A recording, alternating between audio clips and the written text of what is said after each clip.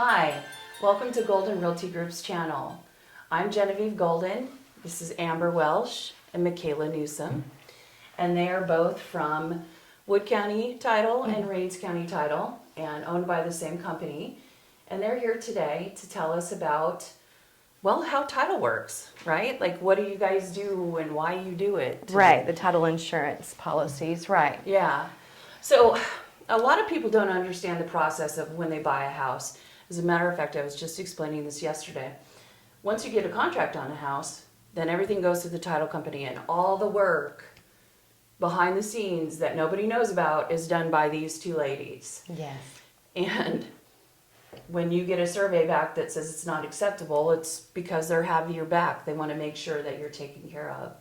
So would either of you like to speak to like the very first process that happens when somebody turns in a title work? Sure. So once we get the executed contract, we'll go over it. And if there is a realtor and we have any questions, then we'll reach out to the realtor, of course. But if there's not any, then we have to make sure we have all the information on the contract in order to get a hold of the buyer and seller, because there are particulars in each contract that have to be, met, stipulations and agreements. Give us an example of what the stipulations are. Well, there's some cases where the seller says, I'm not paying any closing costs. I'm going to leave this up to you as the buyer to take care of everything. And if that's not stated in the contract, of course, then we just do it customarily as we would with a normal contract with a realtor that just, it's spelt out for us. But if that kind of stuff isn't spelt out for us and we don't have a realtor to ask, then we have to reach out But and get those. Everybody should be using a realtor. Yes, it's always good to use a realtor. You have that extra, especially this one. You have that extra protection of just basically keeping that line of communication open.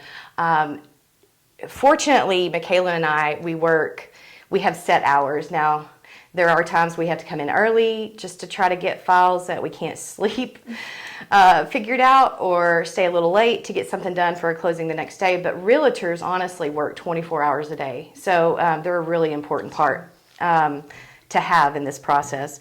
But once we get your contract, we look it over and we make sure that we have the information we need in order to process it. When we then hand it over to our abstractors. Now, they are basically the bread and butter of our company. They're the ones that research the property and make sure there's no outstanding liens. They check, for forged documents.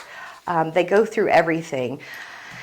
They also, okay, so basically what they're doing, and correct me if I'm wrong, because I've been doing this a long time, so I think I have it right. At least, yeah, sure. I might not have it all right, but I'm going to be close. What do you, like, I guess maybe a better example would be one where it was difficult. Okay, so like, let's just say Uncle Johnny died, right? Yes. And he didn't have a will, and he had 3 kids from one lady and 4 kids from another lady. What do you guys do in that instance? Like, do you help research with the abstractor, or? We do. If there's anything filed of record that would help, then we do research what we can. That one is a little tricky because you can't really do an affidavit airship, because most of our underwriters do not allow affidavit airships unless they've been deceased for 4 years. 4 years. So that's kind of the cutoff. So in that situation, you kind of have to do something a little bit different, like maybe a muniment of title or something like that to get that resolved. You know what I did one time? I went on ancestry.com. Yeah. Do you remember that? Yes. Yeah. And I found everybody. Well, and it's also really good to, when you do go through the title company, our abstractors do stay in contact with us only. They don't reach out to the realtor. They don't reach out to the buyer or seller. So basically, they will say to us, hey, is so-and-so deceased? I noticed that he's vested, but he's not on the contract. And so that's a question that we'd have to reach out to the customers or the realtors and find out, who is this person? When did they pass? And then, draw up an affidavit of heirship. Hopefully they had a will that was probated. But in some circumstances, we have to take it to the attorneys and have them make a decision on how we proceed. Our abstractors, they start from sovereignty. Some title companies just go back about 30 years, but fortunately we have records that go back way farther than that. So we do our best to try to list everything on the title Tell commitment. me what sovereignty is. So when the state of Texas became its own state from Mexico, that's when they started keeping records of the land and the surveys. And when I say surveys, there's abstract numbers that are listed on the state of Texas. And they've been there. Those abstract numbers have existed since the state of Texas became its own state when it separated from Mexico. Most of the sergeants and generals were given those abstract numbers, given those surveys. And so when you see on like the CAD's website, it says A-183, the O'Neill survey. That's just an example. I don't quote me on that. But when you see that, then you know that Mr. O'Neill, back when it was given to him, that square was his. And then as time goes on, you know, he sells portion, it gets divided, you know, and so basically the abstract number keeps us in a general area of where we need to look on the state of Texas in order to abstract that property. That kind of narrows it down for us. We also have to look for little details in the contract that state, you know, are they going to get a survey? Do they want survey coverage? Basically, this whole policy, the title insurance policy, protects the buyer. It's something everybody should have because there are unforeseen things that come up that us as a title company may not have caught, you know, and that happens, you know. No, that would never. That would never. But I'm going to tell you, nobody's perfect, and so a lot, you know, when that happens, and then basically your policy it protects you to where you don't have to worry about your house being taken away. It's not the same as homeowners insurance. It doesn't. The title insurance just protects you and that land and your residence in the sense that nobody's going to take it away from you because of an unseen debt, tax lien, you know, what have you, a break in the chain of title, an error that just shows up out of nowhere. And of course, it's only the past stuff before you purchase. Before you purchase. Anything that happens after that, I haven't had that happen. But most of the time it doesn't happen because they're very proficient at their jobs. Right. And that's why we lean on them so much to make sure that our clients are protected, because that's a very big deal. Mm-hmm. And the title insurance policy, it changes in price based upon the sales price of the house. It does. It ranges from 0.5% to 1% of the sales price. So our lowest policy that you could buy right now is $328, and that starts at $10,000, I believe, for the sales price. To like 20, 25? 25, I think. Something like that. So about $328 is the lowest, but you only pay that premium one time. So that's not something that it's a reoccurring payment or anything you have to keep up on. You pay it one time, and that policy protects you through the whole time you own your property and your heirs. So it's something, it will definitely benefit you in the long run. It's something you definitely want to invest in. I've had situations where people call and they're like, I didn't even know so-and-so was still vested in this property. And I ask them, you know, because they'll get their title work back and they'll see that there's also another name with 50% interest of the property. And they'll say, well, who is John Doe? And we'll say, well, back in '83, you know, he owned the property, but we saw in the chain of title that he never deeded out. So he still has interest. Well, my goodness, she should have gotten title insurance when she bought the property, or we would have found that out back in the 80s and taken care of it then. But now it's created a problem to where that person's probably not alive or has moved to wherever. Or has heirs. Mm-hmm. Right, and then that just opens up a whole new can of worms. And well, the other thing I wanted to, can you explain to them what the survey coverage is and what the point of the survey coverage is? Do you want to do that one? Instead of just sitting there looking all pretty. Too pretty. Just so you know, she's due in a few weeks. Yeah, so she's going to have a baby. Yeah. So basically, it just covers like any encroachments. It protects them for sure. If there are any boundary issues or anything like that, that extra coverage actually covers. It's not something that's standard in the title policy. It is an extra endorsement that's added to the policy. but it covers if there are any issues with encroachments or protrusions or anything like that.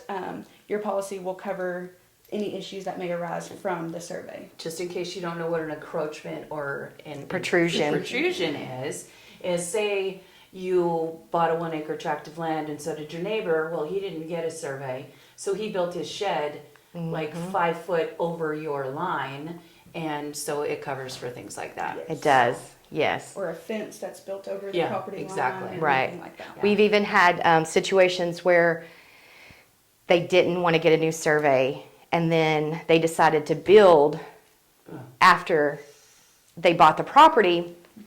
And then when they got the survey, they realized their driveway that they had just laid concrete was on the neighbor's property. Well, if they had gotten a survey, we would have had a perfect legal description to show him exactly where his meets and bounds were.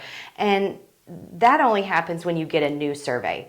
And the reason I say new survey is because a lot of the field notes that we find nowadays, the measurements aren't quite as good as they are now. The surveyors we have out here in this area are fabulous. We're gonna have Jason on. Perfect, Yeah. yeah. So he'll go over all. Definitely one of our I will top tell you surveyors. one kind of funny thing that happened is I sold a big ranch up in Paris, and on the survey, the original survey, it said 150 feet to the old tree. Yes. Through the center of the pond, up to the old storehouse. Then 197 feet to the length. You know, I don't remember, but It's it was rid- just literally Random to stuff. a tree. Like monuments. that Yeah. it's And the tree referencing. is not going to be there anymore, Right. so you can't use that anyway. Yeah.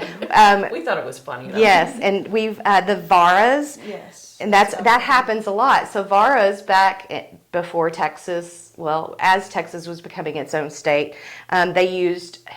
Do you call them Spanish measurements? I don't know what the right word. Yeah, but is it that would be Spanish yeah, measurements? that'd be appropriate. And they call them varas. They don't call them feet or degrees or anything like that. So they call them varas. And we really can't trust those measurements because sometimes they would measure them by rolling cigarettes and walking their horse from one corner to the next. Yep. And they'll say, 12 rolled cigarettes north. Well, what if the wind was really high that day, blowing, or, and it, or he Or he rolled dropped it, his cigarette. or he rolled it a little too tight and it smoked a little longer, it's just, so anytime you see Varos on a deed, an existing deed that you are interested in purchasing that property, it is crucial Just for get a you new to survey. get a new Just get a new survey because survey. that survey protection in the long run will protect you, and you'll know exactly where your meets and bounds are. And if something does arise, like somebody building a fence or a driveway, a building, so on and so forth, or if you just have an angry neighbor that's like, that is my tree, and you're like, no, that's my tree, well, then they can come back to the title company and say, hey, I have so and so saying that this is his, what do we do about it? And at that point we would take over and present it to our underwriters, and they would resolve the situation because they got that extra protection. Yeah. That survey coverage. And I always put that on my contracts, and I think a lot of the new realtors don't really know what that is or why it's important. So that's the other key, is finding people who actually know what they're talking about, like these two lovely ladies. I still And learn new how- stuff every how day. many- I know we do, right? Yes. And how many years have I been working with both of you? Oh. It's been a long time. A long time. Longer for her. But And as a matter of fact, her husband used to come over to my house when he was a little kid. what did you call him? We're not going to. We can't do that on YouTube? Okay, I'll add a pen in my hair. He was a busy boy. Yeah. Another thing that I feel like is super important for people to know is that the title company is a disinterested third party. Oh yeah, So that's very we cannot do key. any negotiating. That's why it's very important to have a real estate agent who can have your back and do the negotiating for you. And then, like you said, if you're not in this line of business, you don't really know what you're Yeah, you reading don't know what you're when it reading. comes to the contract or the commitment. I've had a closing where they made an exception on Schedule B, not through us. It was through a title company in Dallas, and it was a title issue. There was a kink in the chain of title, and my now seller didn't know anything about it. And they're like, how did we not know anything about it? And he brought me his former policy and commitment, and it was on Schedule B. Oh. So I ended up having to resolve that issue, going back in resolving the issue, because I'm not sure if he had a real estate agent when he bought it or not. But To go people, over it. You know, it's okay that some people do it, but they need to be able to understand what is on the paperwork. yes, And very like as important. far as I know, don't want to make this video too long, but there's been cases of large ranches that I've sold that someone has given the rights to their heirs in perpetuity to fish in the pond, where you can't overcome that. No. And that's going to have to be an exception on title. But what if Yeah. that pond, you know, I mean, obviously the heirs probably don't even know that they were given it to them in perpetuity. But nonetheless, that's going to show up, and you need someone to be able to explain to you how that works and why it was there and all of that kind of stuff. So, do you have one last little tidbit? For Yeah, us so that- basically this is, most of the time, this is the biggest purchase of your life. So it's just very important to get a title insurance policy. We couldn't stress it enough, not just because we're in this business, but because of what we've seen. I had no idea of the situations that could arise in a transaction with a buyer and seller until I got into this business and saw that, wow, there could be a lot of problems, and the seller doesn't even know. So it's just really important to have that peace of mind to where when you do move in, you have your realtor that you're happy with, you know you're covered with your title policy, and you could just live the rest of your life carefree. Not have to worry about Yeah. anything. And I feel like another one of our strong points is having an actual attorney in office. Oh, Yes. So if there are any Yes. legal questions, you know, Yeah. always willing to Let's go speak talk to to Philip. agents. That's Yep. exactly right. Talk to Always Philip. willing We have to him on speak to speed. We agents just- and yeah. answer questions Yes. the best that he can. That is very nice, actually. It is Yeah. really nice that we could just run next door and go, It is. what do you think about this? Genevieve, You know. buzz me in real quick. Yeah. Yeah. Well, and it is very important to have that, because sometimes we don't always get the happiest people when we talk to them. You know, when we tell them that there's a problem, and they can get real ugly with us, and it is nice. do that. It's really nice to have that. Okay, well, let me ask the attorney, or let me have Philip call you, or George call you. That it kind of gives us that extra Reassurance. Yeah. that, you know, we're not making a mistake by telling these people what needs to be fixed, and then he could better explain it. And it usually makes the clients feel better too. to Especially hear here it in from an attorney. yes, exactly, right. So your office is down in Quitman. I'm in Mineola. Oh, Mineola. Yeah, Okay. I'm in I Mineola. forgot that. I That's don't know. well, we had the little office in Oh, Quitman okay, that that's you why. could drop contracts Okay. off, and then Yeah. we'd close them. Okay. And so we have our main office in for Wood County Title in Mineola. It's just right next to State Farm, right there on Pacific Street. I love our group. We work together well. We all communicate well in the office. And we just try to make our customers and their realtors, you know, our top priorities. happy. Yeah, and Yeah. just comforted, because a lot of times this can get really stressful. Yeah. So, And Michaela's right next door, well, kind of, 2 little doors down. Yes. At Rains County Abstract, right by Right my here office. on the square. On the square. Yes. And they're open from, what, 9 to 5? so Lunch? oh, I'm sorry. It's okay. I hit my microphone. We're open in the Mineola office from 8 to 5. 8 to 5. And we're open 8:30 to 5, but we all close. Y'all For close lunch. 12 to 1. From 12 to 1. Yeah. So I'm going to put both of their contact information on the screen, obviously. And the point of these interviews is for people to understand who we have out here.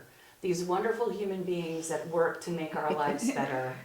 Yeah, well, I feel that way. Yeah, I'm glad you feel I that. do too. I feel really like do. Well, and you guys will be able to, once you get here, you're going to find that everyone out here is just amazing. And everybody, all they want to do is help. And they want to be there for you. Even after closing. Yes. Yeah. Any Yeah, questions? that's right. Anything like that, you can always call, email. Everyone in the office is always willing to help out. Yeah.